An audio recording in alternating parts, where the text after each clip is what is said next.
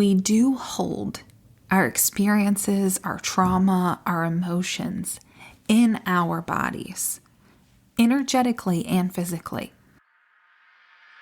Welcome to Courageous Conversations with Lionheart Coaching Co. I'm your host, Mandy Woodard, and my goal with this podcast is to empower you to own your story and to live courageously in your relationships, with your goals, and any adventures you might go on, and especially in your healing and self-discovery journey.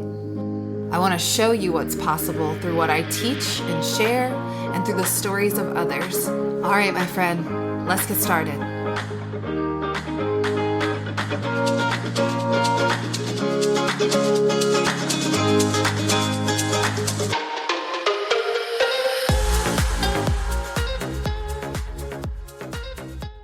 Hey guys, welcome back to the podcast. It is episode 49 and it is December 5th, 2023. I kind of giggled when I was thinking about the day that this would air, and I realized that it's actually my due date with my second son. He will be 13 this Saturday because, no, he did not come on time. None of my kids came on time. They all made me wait for them. They were way too cozy in the womb. And so he came, I guess, 4 days late. Well, he was born at 1 a.m. on the 9th. But I'm excited to celebrate with him this weekend. And I can't even believe that I have two teenagers in my house. It's not like you would imagine. And I know I don't like to tell horror stories. I don't like to tell scary stories about having teenagers because there's so much fun in it. There's things that you can do that you couldn't do when they were toddlers. But I would be lying if I didn't say that over the last couple weeks as I've been unpacking Christmas stuff and setting stuff out, and seeing their little ornaments that they made with their pictures when they were little, I found myself in tears this past weekend because I just cannot even believe how fast time is going. But that's not really what we're here to talk about. Today's episode, I'm actually going to talk to you about what is your body telling you? And I know that I've kind of hit on this topic a few times, but it's come up a lot lately in conversation, and when that happens, it usually is a sign that I need to share it with everybody. So it came up for me, it's come up in client sessions, it's come up in other conversations. So here we are, that's what we're going to talk about today. Before I jump in though, I did want to invite you to head over to my website. Go to lionheartcoachingco.com and then click the contact me section. Make sure you're on my newsletter, my mailing list. I haven't sent one out in a little bit because I'm reconstructing some things behind the scenes, but I will tell you that I have a free guided Reiki meditation that you will receive once you get on the mailing list. You'll get an email asking, do you want to be on the mailing list? I do this double whammy check-in because it will ensure that it doesn't go to junk or spam. So go and then you click approve to that, and then you'll get another email with a link for the meditation. And I've had a lot of responses on this meditation about how it's helped them really drop in and release some things. It's been the big one. Releasing things they didn't realize they were holding on to. So I share that, and it's like the perfect transition to go into our conversation today. So I don't know if you've ever heard of the book, The Body Keeps Score.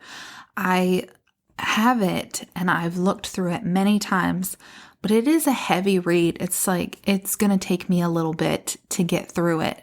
I've had it for a couple years though, to be honest with you. But there are things within that I talk about regularly with you guys when it comes to holding emotions in your body and the energy, the impact. I spent a whole episode talking about boyoki, which is stuck energy, a few weeks ago. So maybe you want to go check that out. But, as I was sitting here mapping out what to say, and what all I wanted to share, I decided to look up the percentage of the population that is dealing with anxiety and depression. And it's literally half the population. Half the population deals with anxiety and depression. And then I said, well, what about just stress? So I typed in stress, and it's 55% is handling heavy amounts of stress every day. And I know how easy it is to get swept up in the stress of life, of daily life.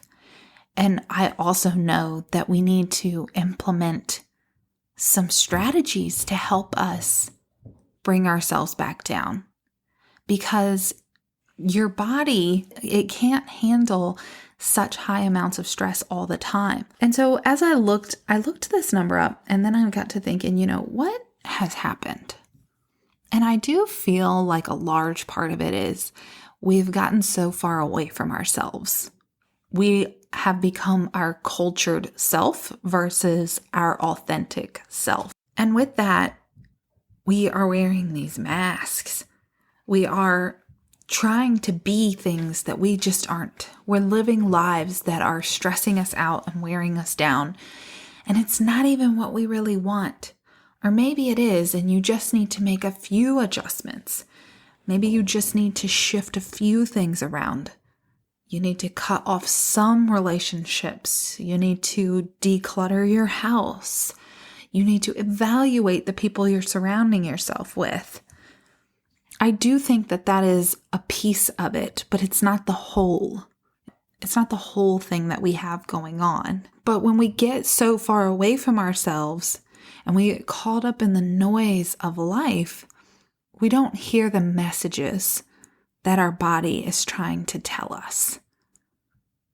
And what we know, though, for sure, is that we do hold our experiences, our trauma, our emotions in our bodies, energetically and physically. So your brain gets altered when you go through a trauma, and it changes the way you operate. And in order to heal that and process that, there are many different ways, but I want to talk to you today about releasing the emotions that are in your body, and maybe even just getting to a point where you can practice listening and getting curious when something happens. Like you keep getting a snuffy nose, or you keep getting a sickness over and over again. Maybe it's a cold. There is something that you need to listen to. There's something you need to tap in and get curious about. It doesn't necessarily mean there's like something majorly wrong. It's just that your body's going to tell you what you need to know. For example, I want to share this story with you. I was listening to Caroline Myss, who I've spoken about many times. She's one of my favorite spiritual teachers, so definitely go look her up. She talks about the archetypes, though, and we all have a series of archetypes. And some of us, a lot of us, have the wounded child. And before she realized this, before she had that intuitive guidance on the archetypes and the wounded child, she was giving a talk somewhere. And she was talking about having gotten sick multiple times. She kept getting whooping cough. And someone in the audience spoke up and said, "Why do you keep getting childlike illnesses?" It was in that moment that it clicked for her that she had something from childhood that she needed to process and work through, because she kept getting these childlike illnesses, specifically around her throat area. So when I say sickness over and over again, sometimes, yeah, you're just getting sick and you need to get your immune system in check and do all the things to feed your body so that it can be well. Maybe you're not sleeping enough, eating right, getting the right supplements.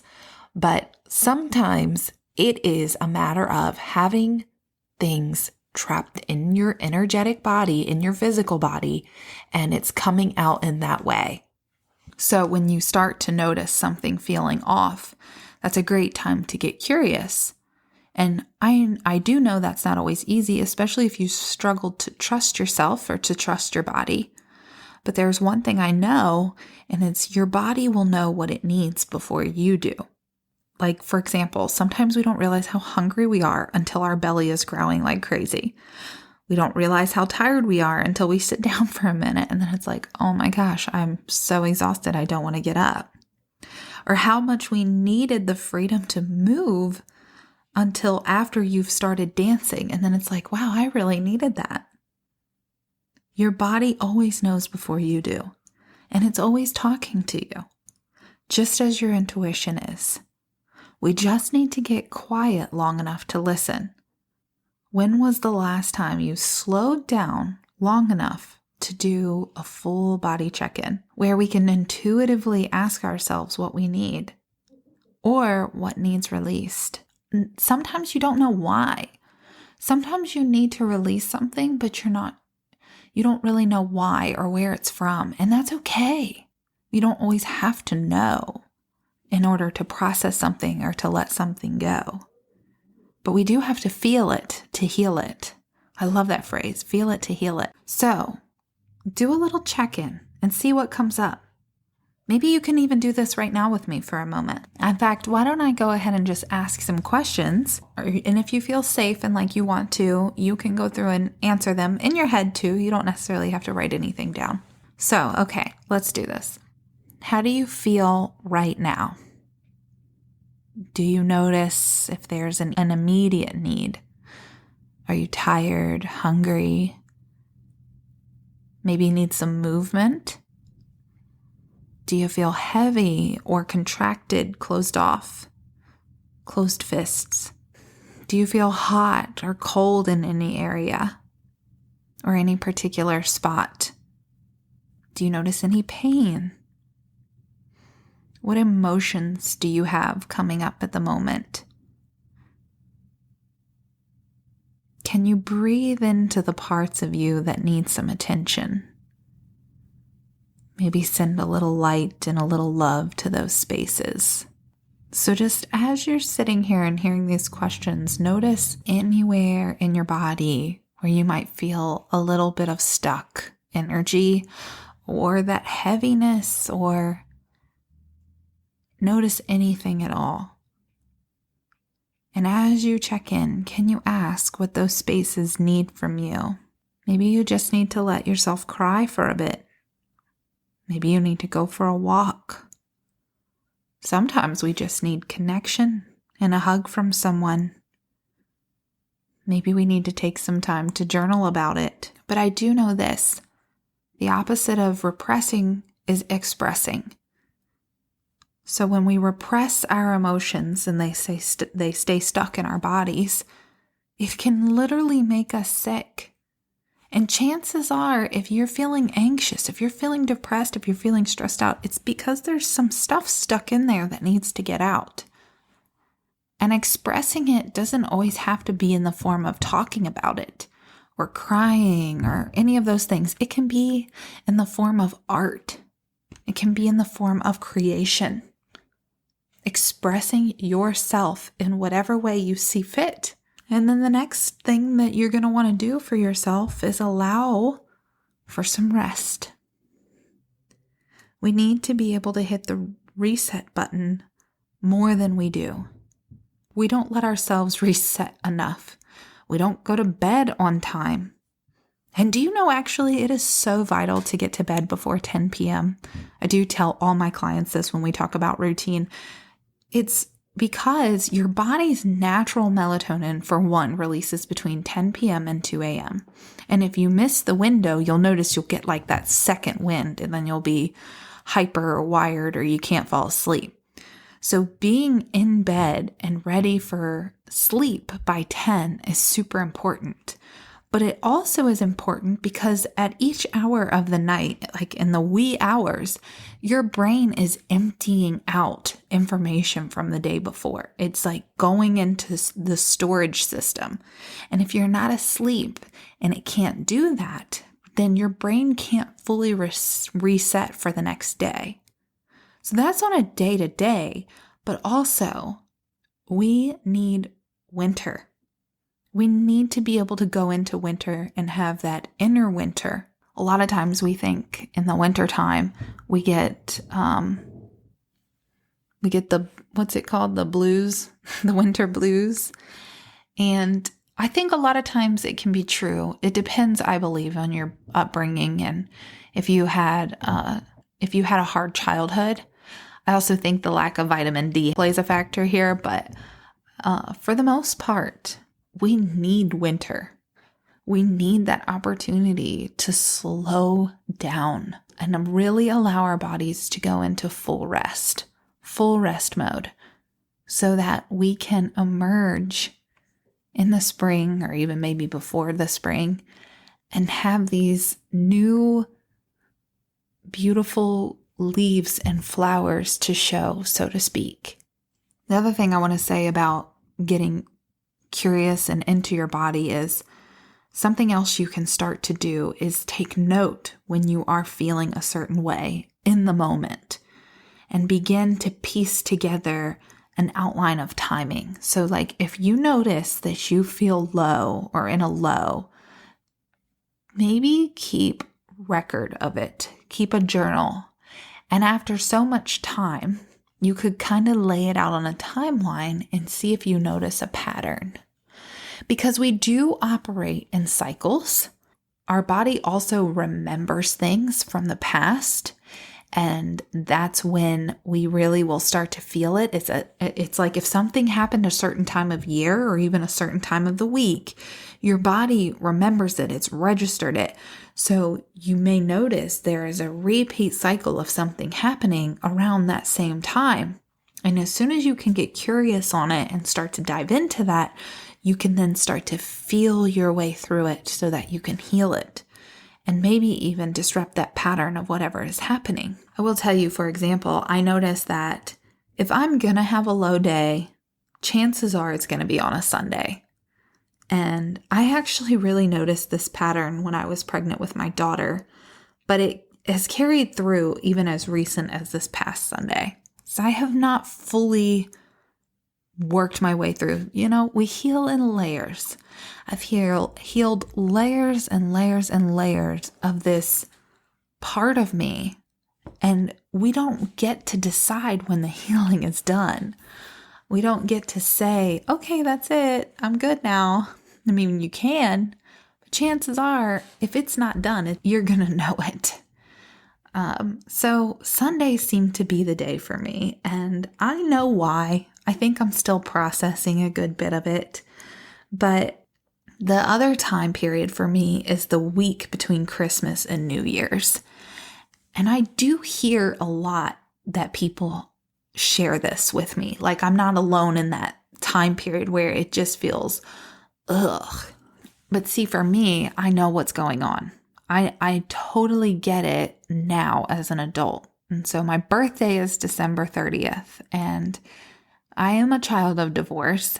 And there were just so many different years where that time was so hard for one reason or another. Maybe because I was alone, because I had a single mom who was working, and then my sister would go with her dad. My brother would go out and do his thing. So I'd be alone in that time period, which now sounds like a dream. No, I'm just kidding. As a child, it wasn't fun to be alone at that point. Or I had to go with my dad and I missed my mom, but I also missed my dad. So it's like this tug and pull. There's so many different things that would happen in that time period, and it stuck with me. It really feels like it's stuck with me, and I have been working year after year to shift and to change that so that it doesn't have to feel so hard every year. And I've built up this toolbox. Last year wasn't so bad at all, honestly. So anyways, usually if there's a point in time when things feel hard, it probably points back to a season of your life that didn't feel so good. And typically that's in childhood. So our option at that point is to feel it so that we can get through it. Because the only way out of something, the only way past it, is to work through it. Now, I share all this with you because I just wanted to kind of have this conversation and also encourage you to take care of yourself and to listen to your body. We want to not ignore the messages and the things that it's telling us. Your intuition, especially. Getting out of your head and into your gut and really being able to listen to what it is you need to hear. And just keep honoring it over and over and over again. Continue to honor it. Okay, my friend, this is a shorter episode today, and I hope you're okay with that. It is kind of a crazy time of year, so to be able to do the podcast at all, I'm really making sure that I'm making it a priority. I hate when I don't get to get my episodes out, but even if that means a shorter one, I think that's okay. But I hope you're doing well. I hope you're taking care of yourself this holiday season.